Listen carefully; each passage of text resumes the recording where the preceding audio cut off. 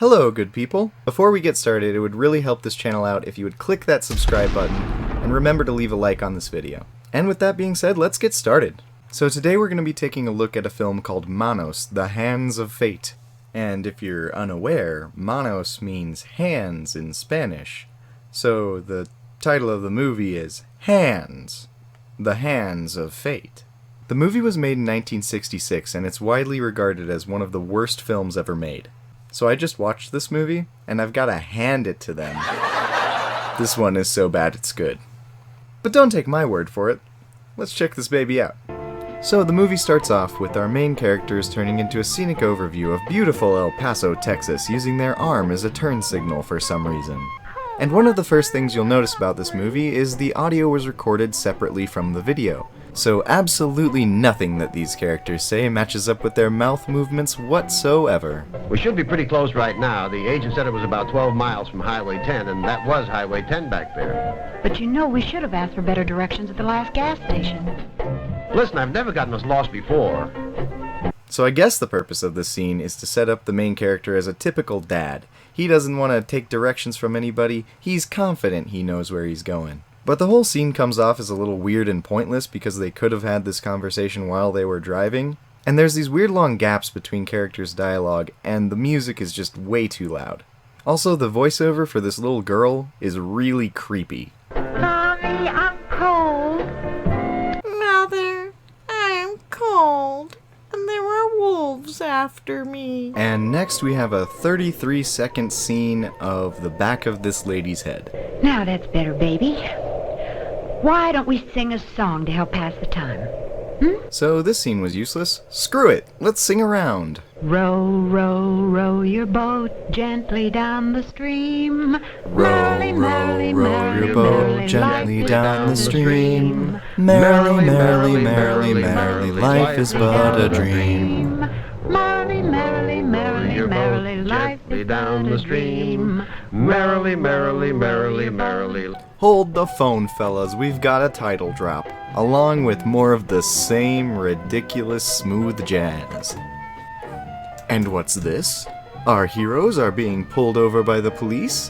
Whatever could this be for? Well, the observant and keen mind will remember that just moments ago, we saw the main character signaling he was going to turn with his hand, leading us to believe that his turn signal is out. All right, mister. I see you have a taillight problem.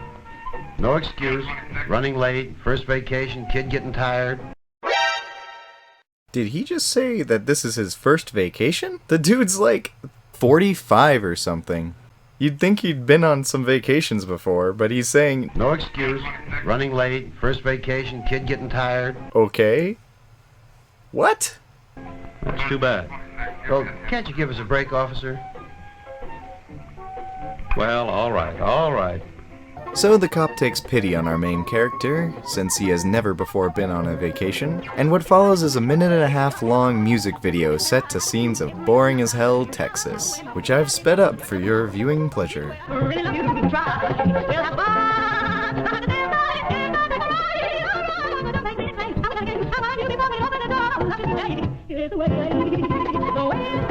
Alright, now we're introduced to my favorite two characters in this movie, guy and girl who are making out in their car. No joke, this is literally all they do, and this scene goes on for almost a full minute. And she looks directly at the camera. I wonder where they're going. Man, like there's nothing up that road. So the couple goes back to making out, and we find out that the main characters are 100% going the wrong way. And then there are just so many of these really long clips of them driving through the desert. Being lost. Dad, are we there yet? Now look, the sign pointed this way. Mike, let's go back to the crossroads and ask those kids we saw. Okay, but I know we can't be wrong. Look, the sign pointed this way. Now the sign pointed this way. And from the relatively little I know about going on vacation, when a sign points this way, you gotta follow the sign, damn it. So these guys are still making out, and the cops don't like it. How many times do we have to chase you kids? Don't you know you kids are being a menace to society out here, making out in the middle of nowhere where all these people can see ya. Holy cow, man. You'd think we're doing something wrong. Well, whatever it is you're not doing, don't do it somewhere else. Damn, what a comeback. These are your taxpayer dollars at work right here. Messing with two people alone in their car in the middle of the desert. Yeah, that's a real good use of your time, guys. I can tell you where your taxpayer dollars didn't go. Improv lessons for this guy. And after several more minutes of driving through the desert, our main characters stumble upon this house and decide to ask for directions. Little do they know what horrors await. This guy seriously looks like he needs to lay off the booze and shrooms, oh my gosh.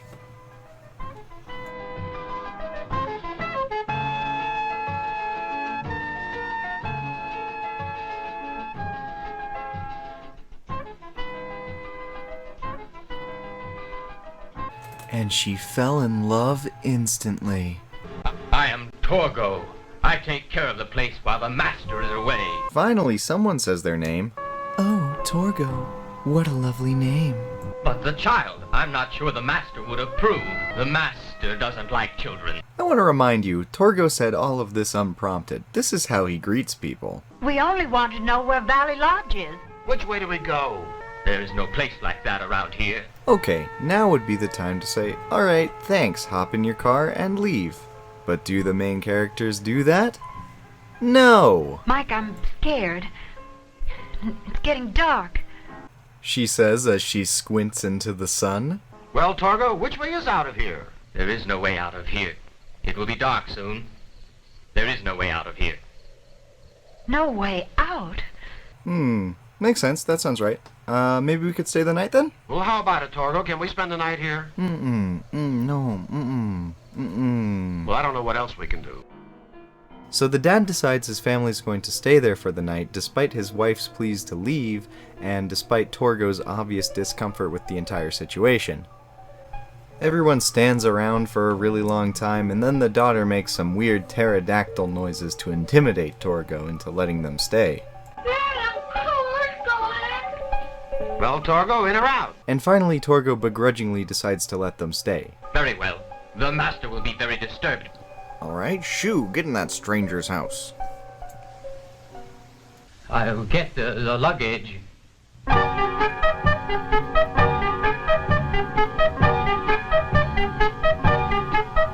The music is way too loud. Oh, it's gone. Okay. Torgo, we'll stay tonight, and then tomorrow... You cannot stay. The master would not approve.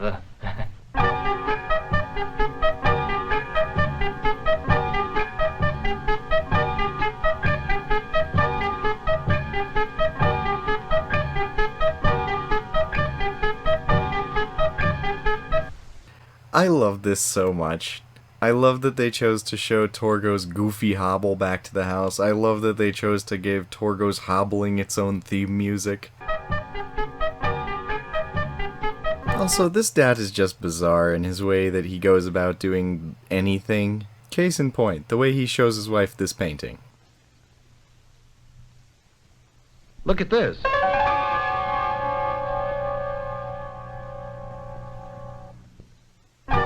Oh, that's Torgo's music, baby. Mike, I'm... Here he comes. Look at him go. Wow, what a sight. I hate to see him leave, but I love to watch him go. So the next full minute of this movie is them staring at this painting. Haha, gotcha. Yikes, you scared the jeepers out of me. That must be your master. Where did you say he was? He has left this world. But he is with us always. No matter where we go, he is with us. He is with us always. Really, it can get quite annoying. He doesn't understand personal boundaries. Torgo lets the wife know that the master likes her, he's not really dead, and oh look, this dog can walk on 2 feet. But hey, there's no time for that. Don't you know it's past your bedtime? I think that it's best that I show you to the bedroom now. Aw, shucks, I don't want to go to sleep. Oh, my God. Mike, what was that? Probably some animal in the desert. Nothing to be afraid of. I'm scared, Mike. Michael, I don't care what it is. Chase it away. Okay, if it'll make you relax, I'll go out and see what it is. So the dog runs away. Nothing happens to the dog. The dog is fine, I swear. Okay? The dog is fine. We're moving on now. So why don't you just get back in the house? Get back in the house, damn it! Oh, Mike, what could have done it? Yeah, Mike, what could have done it? Truly baffling.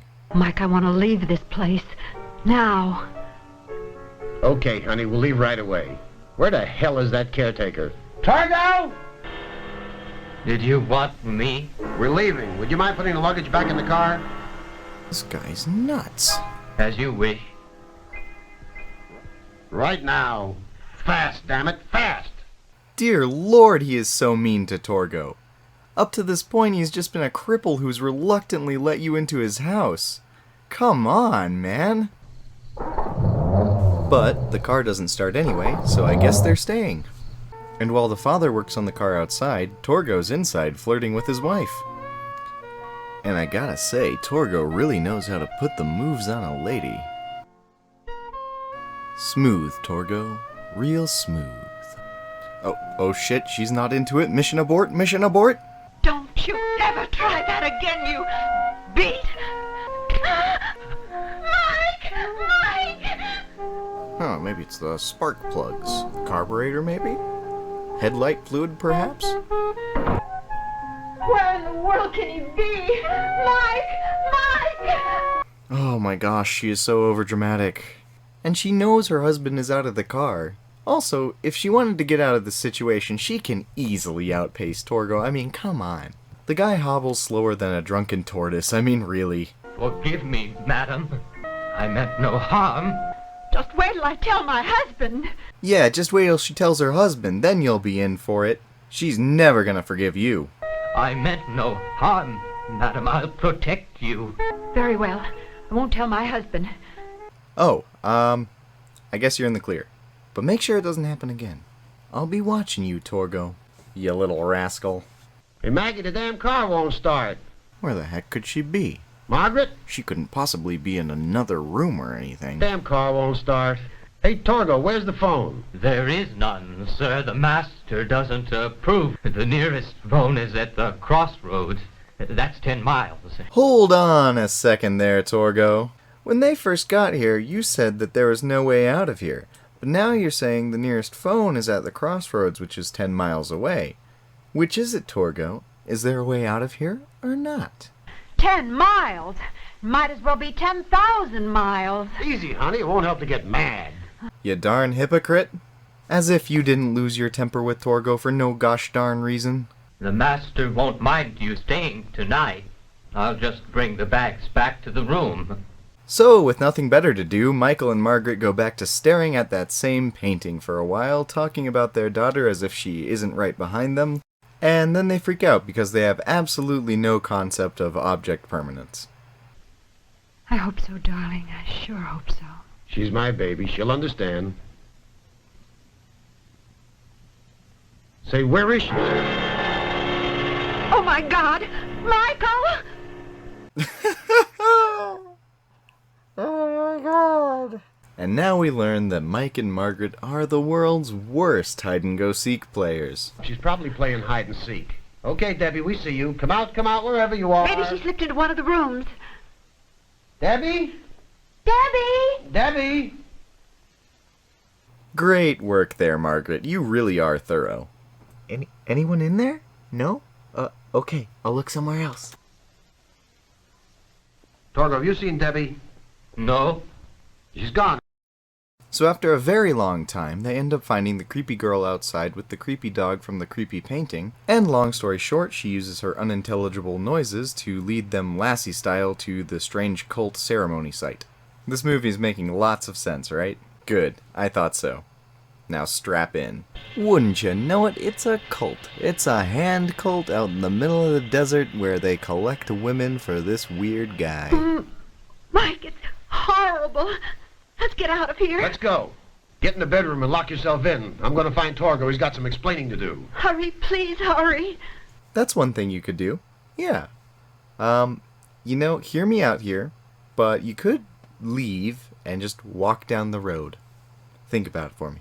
Meanwhile, Torgo is asserting himself to his unconscious master, going on a little rant about how he's going to make Margaret his wife. I want her. She's mine. Do you hear? I want this one. You have all the wives you need. I won't need you anymore. I have my own wife. I won't have to come in here to dream of having one of you. You're the worst. You were his first wife. He doesn't want you anymore. Now even I don't want you. Though I'm still going to touch your hair really creepily, ha ha ha. I'm through with all of you. Through! Through! Do you hear me? So Torgo quits his job, and not 5 minutes after finding out about this weird cult, Margaret thinks, oh, time to slip into something a little more comfortable. Little does she know about her secret admirer. He's a peeping Tom. Look out, Margaret, he's got his peepers on ya. Just getting jumpy, I guess. Watch out, Michael, Torgo just leveled up his sneak skill. Ah, man, he knocked him out with critical damage. Alright, well I guess he's just gonna tie him up and save him for a tasty snack for later. Hold up, guys. It's a full moon. You know what that means, right? That means it's time for the Master, to wake up from his nap. Oh, this is the most uncomfortable bed I've ever slept on. Scooby. Oh, Scooby, come sit by Master. Oh, dear Lord, I hate being awake. By the way, have you seen this spiffy picture of me? People can't get enough of it. Hey, it's these crazy kids again. And like I said, they're still making out. And the cops still don't like it. Again? How many times do you have to be told? Like, wow. Like, wow, do you guys seriously have nothing better to do than follow around these kids in the middle of the night and yell at them for kissing in their own car? They're not hurting anybody. Oh my gosh, dude. Have a heart, will you? Go chase that other couple. What other couple? Those idiots that went deeper in the desert. Find them and chew on them a while. We know that this road goes nowhere, so now get. No smart stuff. We ain't trying to jump on you. Just get. Go on, get. Now we know there's no one up that road. You're just trying to pull the wool over our eyes so you can keep on kissing. Now you'd think that this scene is setting up for the cops to come and save the main characters. You'd really think. Oh, Manos, thou of primal darkness, thou who dwelleth in the depth of the universe in the black chasms of night. And before so much as brushing his bedhead, the Master goes into this long ritual to his god, Manny, the main man, Manos. He wakes up his wives and they immediately start bickering about what to do about the main characters. And this bickering is the most annoying thing I have ever heard. They repeat the same lines of dialogue over and over again, all mashed together, and it is horrendous. Oh, Manos, I wish I had never woken up. It was at this moment that the Master was seriously reconsidering his life choices. So the wives are arguing about whether or not to kill the daughter. They all want to kill Michael, but the first wife really doesn't want to kill the daughter, and the rest are split 50-50. Enough! Enough of this stupid bickering! The child must die! At this point, the Master's had enough. He tells everyone to shut up and he's gonna go kill Torgo. Silence! Silence! And now, my wives, I shall deal with the one who is responsible for the child being here. And now, ladies and gentlemen, for my next trick, I will go kill my manservant. Also, check out how bad these ladies' voice acting is. Jealousy is not part of us. Why are you so jealous of me? You are a troublemaker. You deserve to die. Die? I may die, but I do not care. The child must live. She is right. We will not kill the child. But Manos would not approve. The law of Manos exists for us only. Manos loves women. She will grow up to be a woman. She must die. 1, 2, 3, Switch. Oh, yeah, nice. That was really coordinated. Good job, guys. Round 1. Fight!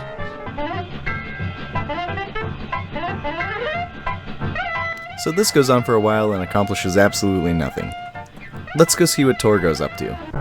So I guess knocking out Michael really tuckered poor Torgo out, so I guess he's taking a nap on some hay in the corner of the house. Alright. Looks comfy, dude. Sleeping on the job, eh? Wakey wakey, Torgo, wakey wakey.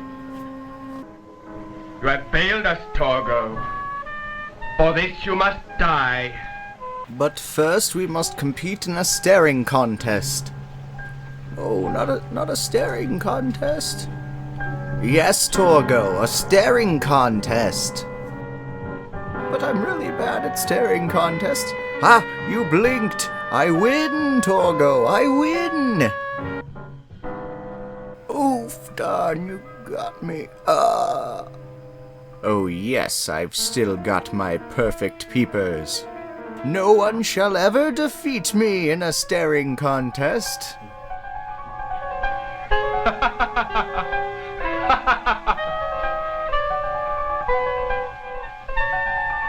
Manos, God of primal darkness, as thou hast decreed, so have I done. The hands of fate have doomed this man.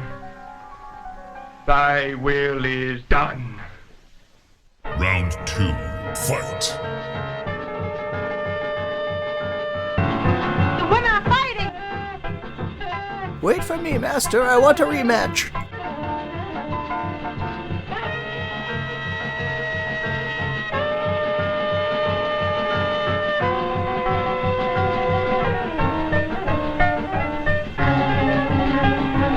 Darn desert jazz bands.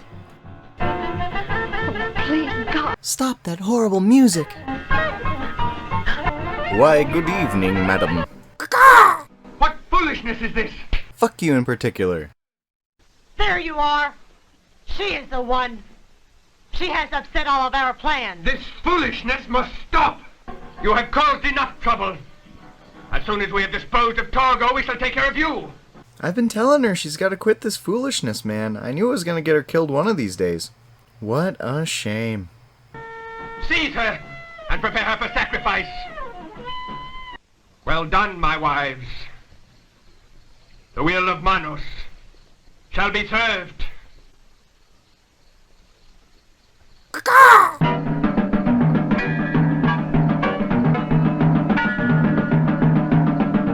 It is the will of Manos that he be sacrificed. Manos has decreed it. Kill! Kill! Kill! It will kill.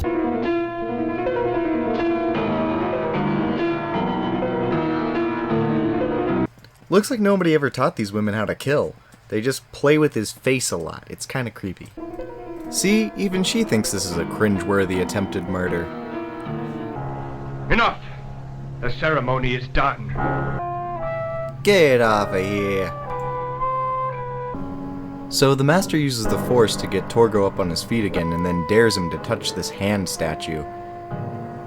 Torgo resists because he knows it's like really hot because it's been on fire this whole time, but the master makes him touch it anyway. And of course it blows his hand off, because what else would happen? Ouch, owie, ouch, ooh, ow. Hands for the hand god! Hands for the hand god! We never see Torgo again, by the way. I guess he died. But really all we see is him running off into the desert without a hand, so... At any rate, the master's first wife decides to rub it in his face that he's obviously losing his power since she's no longer afraid of him, and since Torgo so openly defied him. Your power fails you. You are losing your control. Even Torgo defied you. Even your other wives do not trust you. See, I do not fear you. You cannot endure. And of course this pisses Mr. Mustache off, so he goes to search for the main characters. I am permanent! Manos has made me permanent! Go find the others! Hurry, before the night slips away! So after suddenly regaining consciousness, Michael goes to search for Margaret. Margaret, open the door! But Margaret's eardrums are blown from the music earlier, so Michael has to break down the door. And when he finally gets in, she tells Michael about how the master was looking in on her through the window, and that finally convinces him to leave. Okay, honey, we'll leave. We've got to leave now. I can't stand it any longer. Please, Mike. We'll hide in the desert. Someone will help. Yeah, the desert sounds like a good idea. Maybe some friendly Jawas will come around in their sand crawler and pick you up. Just watch out for those Tusken Raiders, okay? So they go out into the desert, and in literally every scene, one of them either falls over or Margaret is acting insanely overdramatic. I can't go on. Take Debbie and run. No, darling, we'll make it. Let's go. Ouch, ooh, owie, I hurt my little knee. You better abandon me in the desert. And of course the master's wives are also looking for the family in the desert, which honestly shouldn't be as difficult as it is considering Michael is waving around a flashlight in the middle of the night. Nothing up that way. Let's go this way. You know, Michael, you're out in the middle of a desert. It stands to reason that no matter which way you go, you're gonna run into a whole lot of nothing. You probably should have followed the road. But no, you're just gonna trip and fall again. Come on, man, pick yourself up and dust yourself off. You've got a desert to aimlessly wander through. Mike, we can't go on this way. Oh, shut up, Margaret, you ninny. We've got to keep going. They have gone. They have left the house. What? You've got to be kidding me. I thought they would stay in the house. We have searched everywhere. Find them! They must not escape! Find them! No, leave him alone. We cannot kill a child. Enough talk! Find them! Manos will be served! Alright, so now the master himself is looking for them. This is getting tense. Margaret, how do you react? Damn it, she fell over again. I can't make it, Mike. I can't make it. Save baby. Save Debbie. So at this point, the editor thought it would be a good editing decision to cut them off in the middle of their conversation and show like 2 or 3 minutes of the master and his wives walking around the desert, and then cut directly back into their conversation. What? Oh, also... No, Maggie, we can make it. We'll rest here for a minute. We can make it. Let's go back. They'll never think of looking for us at the house. You know, you might have a point there. Please, Mike, please, I can't go any farther. Listen, we can lock ourselves in the kitchen. I have my gun. No, Margaret, hear me out. I've got a gun, and it shoots bullets. Here, I'll show you. Pretty cool, huh? Mike, you just wasted 2 of your 6 bullets. We'll have to go back. Damn, I didn't think of that. Okay. It might be the safest place, especially since they're out here looking for us. Please, Debbie, not now. Quiet, Debbie. We'll get you an exorcism later. Looks like the kissing police heard the gunshots, so they're gonna investigate. That sure sounded like shots. We'd better check. This hour of the night, there can't be anybody out here. This is the boondocks. Well, sound does travel a long way at night. It could be clear over in Mexico, for that matter. What? You're giving up already? You know what? I understand. You gotta get back to what's really important. Harassing people who are doing nothing wrong.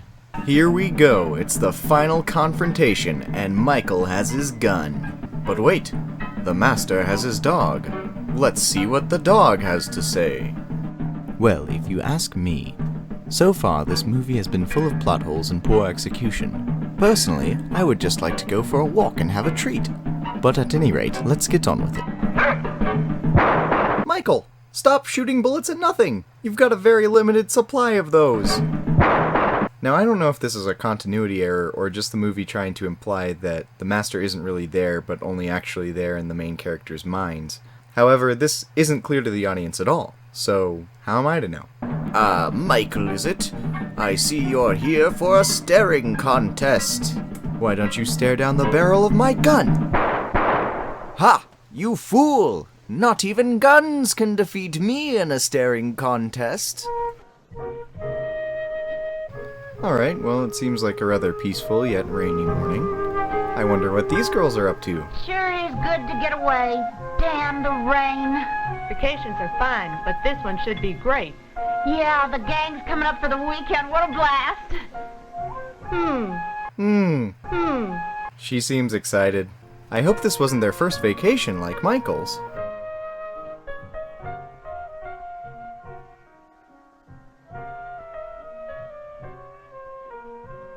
You've got to be kidding me. They're still kissing. They've been at it all night. No wonder the cops get annoyed with them doing it all the time. That is definitely the wrong sound effect for that door. Welcome.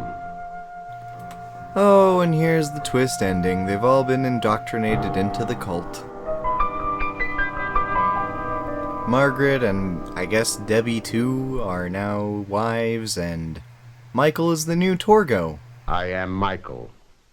I take care of the place while the master is away. Happy endings all around. Thank you guys so much for watching this movie with me. I hope you really enjoyed it.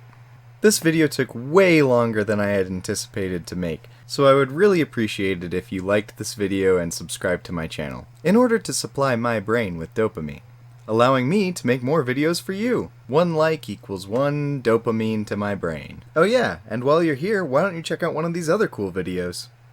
Alright my good people, I'll see you guys next time.